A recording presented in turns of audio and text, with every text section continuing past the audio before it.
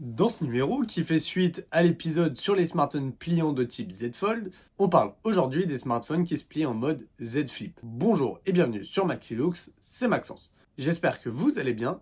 Si t'es ici, c'est que t'aimes la tech, donc abonne-toi, like la vidéo. On se retrouvera la semaine prochaine pour parler de la sortie des S25. Et nous, on est parti, on va commencer justement par le Samsung Galaxy Z Flip 6. Avec son écran externe de 3,4 pouces, en 720 x 748 pixels, et c'est un écran en AMOLED 2X. Son écran interne, quant à lui, de 6,7 pouces, toujours en dynamique AMOLED 2X, est un écran Full HD+, de 120 Hz. En puissance, il est doté d'un Snapdragon 8 Gen 3 et de 12 Go de RAM. Pour le stockage, on sera en 256 ou 512 Go. Toujours pas de port SD, mais la possibilité de travailler avec un disque dur pour ceux qui veulent. Une batterie de 4000 mAh qui peut se permettre jusqu'à 68 heures d'écoute musicale sans fil. En capteur photo, on a un grand angle de 50 millions de pixels, un ultra grand angle de 12 millions de pixels, et la caméra frontale, quant à elle, est de 10 millions de pixels. Bien sûr, on peut se permettre de faire des selfies avec la caméra arrière. Les enregistrements vidéo, quant à eux, sont en 4K à 60 IPS,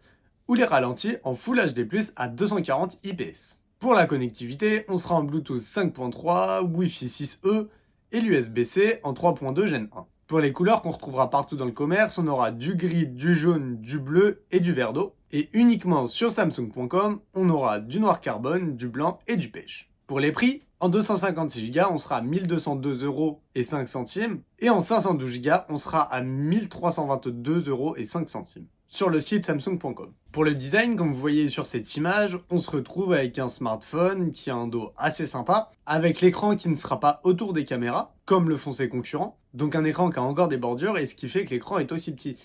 Avec cette petite encoche sur le côté, bien sûr, qui a assez de design, on va pas se le cacher, elle est plutôt bien amenée. Les caméras qui reprennent la couleur du téléphone, ce qui n'était pas le cas sur la génération précédente, et la charnière qui est quand même assez petite. Vous voyez le téléphone totalement plié, il n'y a pas d'espace, et ça c'est assez agréable à voir, ainsi qu'à l'utilisation parce que ça ne flinguera pas votre écran au niveau de la bordure. Concernant l'écran, avant ce coup-ci, on voit que les bordures sont quand même assez présentes pour un Samsung. Quand on voit des Galaxy S24, quand on voit les futurs S25, quand on voit même la gamme A sur certains modèles, les bordures d'écran sont plus si présentes que ça. Là, pour des raisons techniques, on est obligé d'en avoir. Le poinçon caméra est assez petit, il est dans la moyenne de ce qui se fait. En dessous, vous voyez qu'on retrouvera donc un port USB-C avec un haut-parleur, un micro. Sur le côté gauche, on retrouvera le tiroir à nano SIM. Et sur le côté droit, on retrouvera les boutons volume et power, avec l'empreinte digitale sur le bouton power.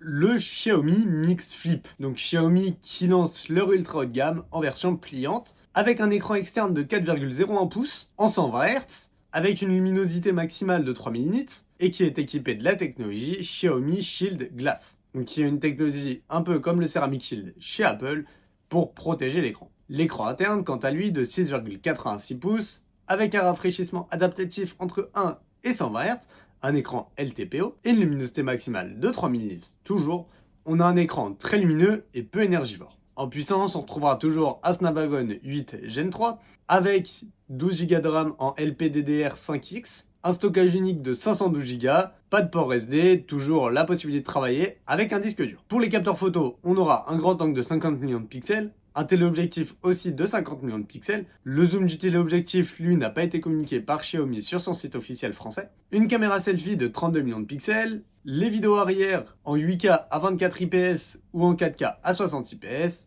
Et pour les vidéos à l'avant, on sera en 4K à 30 ou 60 IPS. Connectivité, on aura Wi-Fi 7, Bluetooth 5.4, la 5G bien sûr, et un port USB-C, c'est pareil, ce n'est pas indiqué quel type d'USB-C c'est. Pour les couleurs, on aura du noir et du violet. Et pour les prix, en 512 Go, on sera à 1303 €. Concernant son design, vous voyez que l'écran arrière est gigantesque.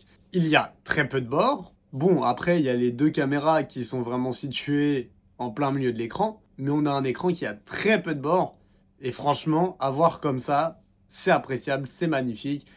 Et c'est vrai qu'en le voyant comme ça, j'aimerais bien en avoir. Ça ne nous donne aucune indication sur la charnière, si elle est pleine ou s'il y a un trou. Sur l'écran avant, en revanche, on a un peu plus de bords, une caméra de taille raisonnable, un écran qui a l'air assez grand comme ça, mais bon, je ne l'ai pas pris en main. On a un écran qui est très proche des 6,9 pouces, donc d'un iPhone Pro Max d'ancienne génération, d'un iPhone Plus encore aujourd'hui. Les boutons Power et Volume sont du même côté, et j'ai pas plus d'informations à vous donner. Je vous propose qu'on passe directement au Motorola Razr 50.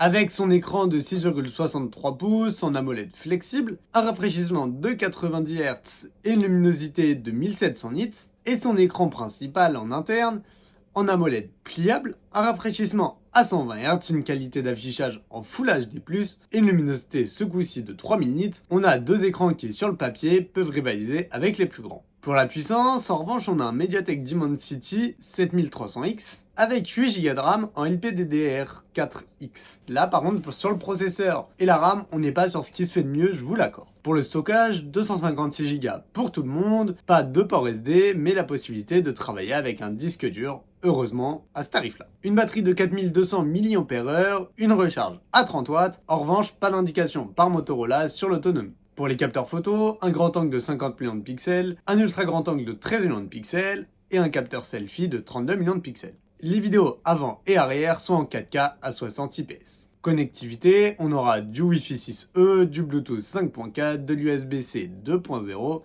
de la 5G et bien sûr une eSIM et ou une SIM physique. Les couleurs, on aura gris acier, beige sable, orange cuivré pour un prix de 899 €. Donc on est sur un smartphone pliant, abordable et ça se voit dans ses caractéristiques. Et ça se voit aussi sur son design. L'écran externe est muni quand même d'énormément de bords. La barre en dessous a un rappel de la couleur du téléphone et les caméras sont imprégnées directement dans l'écran. Donc de là, quand même, ça fait un design qui se démarque un peu des autres. Comme vous l'avez vu, chez Xiaomi, on a deux énormes blocs caméras. Chez Samsung, les caméras sont même pas dans l'écran. Là, on a quelque chose de différent avec des caméras plus petites, un écran plus petit aussi pour un téléphone, je vous rappelle, à 900 €. Et la charnière se ferme totalement, on n'a pas de trou qui laisserait apparaître l'écran. L'écran avant, c'est pareil, muni de bords, d'un menton, ça faisait longtemps qu'on n'en avait pas vu sur la chaîne, d'un poinçon caméra qui a l'air d'être assez gros, mais pas trop non plus. Les boutons power et volume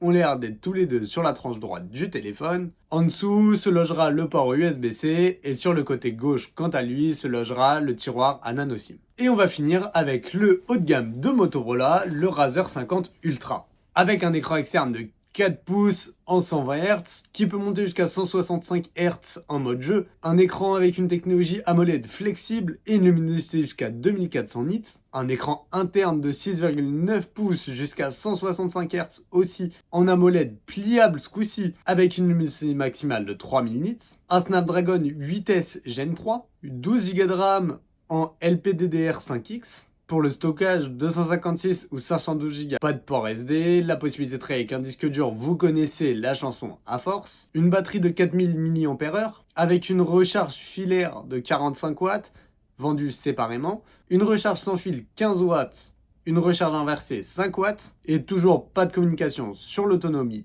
par Motorola. Dans les capteurs photo, on a un grand angle de 50 millions de pixels, un téléobjectif x2 de 50 millions de pixels, un capteur selfie de 32 millions de pixels, des vidéos en 4K à 60 IPS, des ralentis en Full HD jusqu'à 960 IPS, c'est énorme, donc ça fait des ralentis extrêmement qualitatifs, et les vidéos selfie en 4K à 60 IPS. Niveau de la connectivité, on sera en Wi-Fi 7, Bluetooth 5.4, la 5G bien sûr, un port USB-C en 2.0, et SIM physique et ou eSIM bien sûr. Dans les couleurs, on aura du bleu marine, du vert kaki, du peach fuzz, donc c'est un peu un pêche, du framboise et du mocha mouse, qui est la seule couleur disponible pour les 256 Go. Pour les prix, en 256 Go, on met la barre haute à 1100 € et en 512 Go à 1199 €. La gamme de prix n'est pas la même. Concernant son design, on va se rapprocher un peu plus de ses concurrents. Exit le menton coloré en dessous de l'écran, place un full écran sur le dos du téléphone, avec toujours les deux caméras imprégnées dans l'écran, avec un micro à côté. Toujours un immense écran avec moins de bords ce coup-ci, un poinçon caméra qui va perdre en taille, des boutons power et volume qui seront toujours du même côté, et l'agencement sur les côtés reste sensiblement le même que son petit frère, le Motorola Razr 50. Et nous, on va faire une petite conclusion. On a une gamme qui est franchement réussie pour tous les constructeurs. Alors je dis une gamme alors que le seul qui a développé une vraie gamme, ça va être Motorola avec son Motorola Razr 50 et son Motorola Razr 50 Ultra, où on aura vraiment un smartphone pour que les gens accèdent à ce marché de niche qui est les smartphones pliants, que je vous rappelle que c'est encore un marché qui est extrêmement cher, on va avoir ce modèle d'accès, et ce modèle qui va prendre des composants plus haut de gamme pour pouvoir avoir un téléphone meilleur, et forcément, ça se ressent aussi dans les prix. Chez Samsung, on reste dans la lignée de ce qu'ils savent faire depuis des années. Le design qui a déjà 2 ans a été un tout petit peu rafraîchi, mais bon, c'est pas non plus le rafraîchissement de l'année. Et Xiaomi qui pointe le bout de son nez après avoir fait un premier essai il y a quelques années qui n'avait pas été commercialisé en France. Xiaomi se relance dans la bataille avec un smartphone qui est design, pratique, qui est bon sur le papier, avec l'interface de Xiaomi. Bref, on a un smartphone qui a sa place. En tout cas, j'espère que cette vidéo vous aura plu. Nous, on se retrouve la semaine prochaine pour parler de la sortie des S25. Je vous rappelle qu'ils sont présentés mercredi. On se retrouvera d'ailleurs sur cette même chaîne mercredi soir pour parler de la présentation des Galaxy S25 et d'autres produits du Galaxy Unpacked. On se retrouve samedi pour une nouvelle vidéo. C'était Maxence. Allez, ciao, bye bye. Et si t'es encore là, like la vidéo et abonne-toi.